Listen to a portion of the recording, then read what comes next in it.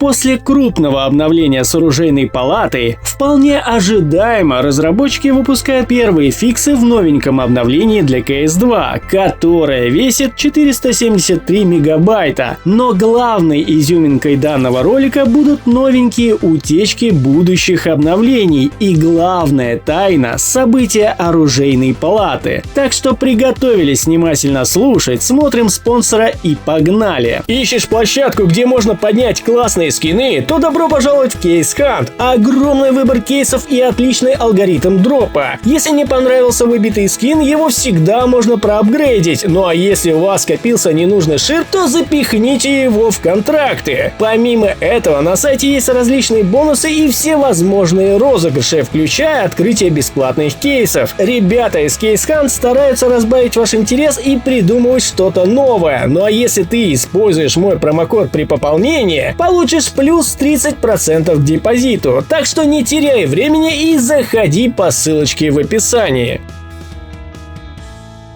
Ну что же, по традиции для начала быстренько пройдемся по фиксам, тем более, что их не так уж и много. Исправили прицел на снайперках, ведь после вчерашнего обновления прицела на них почти не было видно. Также исправили темные места на карте Инферно и исправили ошибку, из-за которой хрупкие объекты вели себя не так, как ожидалось. Ну и разумеется обновили файлы локализации. Теперь же наконец-таки переходим к утечкам и разным секретам, которые были обнаружены с крупным обновлением оружейной палаты. И первый секрет касается конкретно оружейной палаты. По всем параметрам и коду игры данное событие в игре является операцией. Она использует скрипты от операции и ее теги. Так что как бы вы данное событие не называли, операции она не перестанет быть. С одной стороны, вы подумаете, что разработчики решили отказаться от вектора самого понятия операции, но фишка в том, что так было всегда. Было всего два события – это мажор и сезонное событие, которое в последнее время разработчики называли как операция. И когда выходило новое сезонное обновление, все строчки, связанные с операцией, переименовывались в то, что удобно разработчикам. И это не факт того, что они решили уйти от операций, просто данное событие сейчас используется под оружейную палату. Тем более, что скорее всего разработчики не успели доделать миссии в игре и решили оставить все как есть, устроив при этом своего рода почтение самому первому крупному обновлению CSGO – Arms Deal. Ведь в файлах игры предостаточно доказательств о существовании миссий, которых мы не получили. А учитывая скорость разработчиков, оно и не удивительно. Не успели выпустить обнову к дню рождения, и что там говорить, у нас уже как год первый сезон в премьере. Ладно, следующая утечка касается новенькой, ака старой карты Train. Уже давно ходит мнение, что данную карту разработчики решили полностью переработать. Однако в файлах игры засветились упоминания старых звуков от старушки Train и даже граффити от поезда. В принципе, как и в случае с переработкой Инферно. Тогда тоже всплывали упоминания и какие-то текстурки от данной карты. Так что надеемся и ждем. Далее в конфиге Items Games разработчики решили немного иначе прописать систему возможностей наклеивания стикеров и привязки брелков, а в совокупности с новыми возможностями заранее смотреть, как будет выглядеть тот или иной предмет на оружии, дает намек на будущую возможность наклеивать стикеры и брелки на гранаты. Тем более, что если включить всего один параметр, это будет возможно сделать. Ну а также в прошлом обновлении я упоминал о том, что курицы наконец-таки научились моргать и получили новые анимации. Оказывается, все намного больше, чем кажется. Разработчики улучшили сам интеллект курицы и ее реакции в среде. Помимо этого, появились особые события для NPC, которые как раз таки предназначены именно для курицы. Разработчиков даже и это не остановило, и они добавили динамические перья курицам, которые на данный момент используются только при ее уничтожении. Эти перья, так же как и партиклы дыма, будут будут в будущем цепляться на игрока. Ну а напоследок разработчики добавили новые анимации для баннеров MVP. И я уже говорил о том, что они будут расширять анимационные сцены для различных вариаций MVP.